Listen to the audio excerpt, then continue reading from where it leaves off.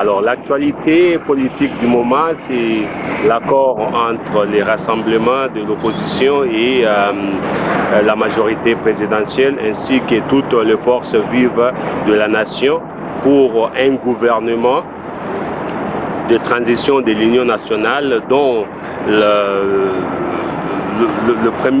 Premier ministre doit être ici de l'assemblement de l'opposition. Alors, donc nous savons que tout ce qui se passe, c'est bon, les gens s'entendent très bien, ils veulent la sortie des crises, mais nous voulons d'abord présenter d'abord nos meilleurs vœux à tous les participants de ces forums, ainsi qu'à tout le peuple congolais et à les internautes qui suivent les émissions de OceanTVLive.com Mokili Mobimba. Nous sommes ici en Australie et c'est la toute première émission de Focus Politique de l'année 2017 et nous vous remercions sincèrement du fond de notre cœur pour votre fidélité. Alors, le 31 décembre, il y a eu un accord qui a été signé entre les rassemblements et la majorité présidentielle pour assumer la gestion du pays pendant une année. Ils ont trouvé l'accord sur plusieurs points. Premièrement, le président reste en fonction jusqu'en décembre 2017, décembre de cette année, et les élections doivent être organisées à ce moment-là. Et il y a des garde-fous, pas de référendums pour les changements de constitution, pas de changement de constitution, et le président ne se présentera pas comme candidat aux élections prochaines. Ok, et puis d'autres points qui sont dans ces documents. C'est bien d'avoir un tel document, c'est bien d'avoir une telle foi dans une classe politique dont nous savons qu'il ne respecte jamais les engagements. Alors, il y a une grande question que nous posons ici à OceanTVLive.com.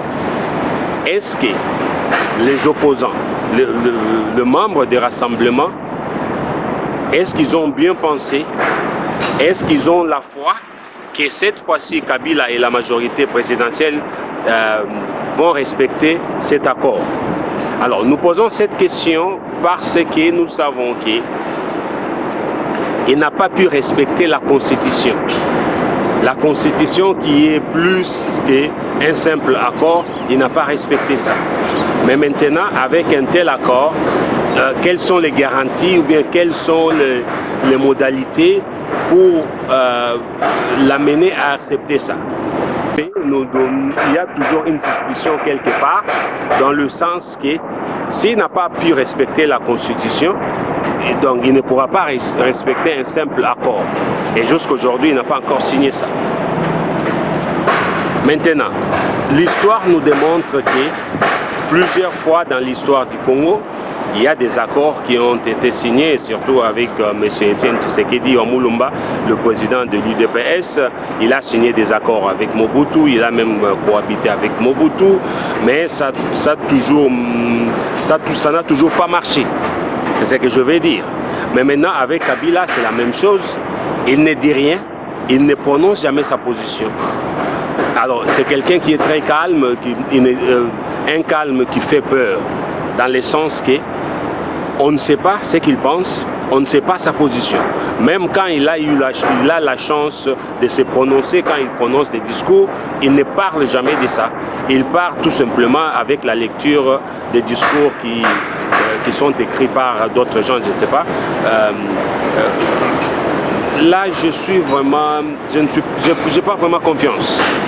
Je n'ai pas vraiment confiance parce que peut-être c'est une façon de prolonger des choses, de gagner un peu du temps. Et 2 ou 3 mois, 4 ou 5 mois après, il pourra toujours changer d'avis.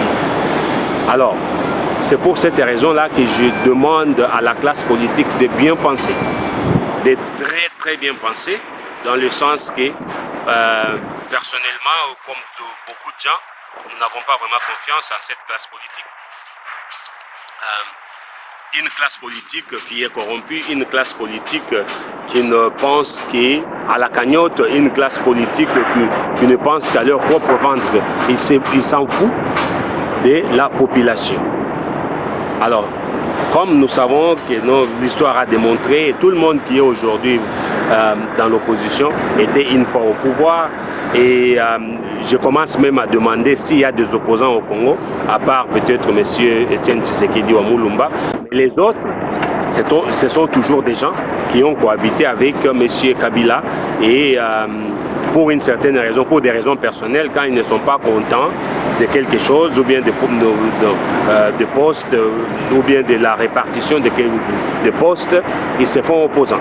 Parce que quand on parle de l'opposition, selon les politicologues et les gens qui en savent beaucoup plus, on parle d'opposition d'idéologie. C'est-à-dire qu'il y a un parti qui a de telles idéologies et des idéologies contraires. Par exemple, quand nous parlons des partis écologistes, par exemple. Alors, ce sont des partis qui sont là pour la protection de l'environnement, et ainsi de suite. Les partis, par exemple aux États-Unis ou bien ici en Australie, le parti travailliste ou bien le parti démocrate, ils sont là pour la classe ouvrière, et puis l'autre parti libéral est plus pour les entrepreneurs. Alors vous voyez déjà qu'il y a plusieurs grandes lignes qui font qu'il y ait une divergence d'opinion ou bien une divergence des idéologies. Alors c'est ça l'opposition. L'opposition ne commence pas quand on est au pouvoir ou bien on est en dehors du pouvoir. L'opposition commence par des idéologies. Alors, quand l'un des camps accède au pouvoir, ils sont au pouvoir, les autres sont en opposition, et ainsi vice versa, comme ça s'est fait aux États-Unis, comme ici en Australie. Il y a des fois, ce sont des libéraux qui sont au pouvoir, ou bien des démocrates, ou bien des travaillistes. Alors, c'est comme ça. Mais chez nous, quand on n'est pas content de son ami d'hier, on devient opposant. Ça, ce n'est pas une opposition politique, ça, c'est une opposition personnelle. On est contre. Comme ils n'ont pas trouvé leur compte, ils se font opposants. Ou bien quand ils sont démis de leur fonction, ils deviennent opposants. C'est pour cette raison-là qu'ils changent toujours leur veste, qu'ils changent toujours leur côté quand il s'agit des intérêts personnels. Alors, mais maintenant, ce que je demande aux gens, le membre des rassemblements, il ne faut pas tomber sur le piège que Kabila vous a tendu. Parce qu'avant le 19 décembre, il y a eu pression de part et d'autre sur la communauté, dans la communauté internationale comme au Congo. Les gens ont fait pression. Et nous qui sommes à l'extérieur, nous avons vu que les choses commençaient à bouger dans le milieu comment on appelle ça, dans le milieu de la communauté internationale. Mais soudain, il y a une léthargie et c'est comme si on est revenu à zéro. Et quand on signe des accords comme ça, là, et c'est fini, donc on n'a plus de force. Parce qu'on cohabite maintenant avec M. Kabila. Donc je ne vois pas comment est-ce que le Premier ministre qui est ici du rassemblement pourra peut-être donner un mot d'ordre à la population de sortir dans la rue. Parce que vous co-gérez le pays. Alors, ça c'est juste un petit message de bien penser. Il faut mettre pression sur M. Kabila pour qu'il quitte le pouvoir et qu'il y ait une passation pacifique du pouvoir pour la première fois dans la République démocratique du Congo. Parce que chaque assemblée, chaque conférence, chaque meeting, chaque accord a toujours un seul but. Le but, c'est quoi? C'est de maintenir le président au pouvoir. Ça s'est passé souvent avec Mobutu. Et aujourd'hui, Kabila commence la même chose. Le président reste au pouvoir au-delà de ses délais constitutionnels. Et puis, l'opposition est à la primature et ça ne marche toujours pas. Quelques temps après, ça va toujours barder et puis on rentre à la case de départ. Pourquoi pas utiliser une autre méthode au lieu de continuer avec une méthode que nous savons qui va aboutir toujours à un échec. Alors ça c'est un message personnel que j'envoie au peuple congolais et puis surtout aux membres du rassemblement. Alors soyez branchés sur OcéanTVLive.com, nous aurons beaucoup plus d'analyses et puis j'aurai des invités sur ces plateaux pour que nous puissions parler des choses qui se passent au pays.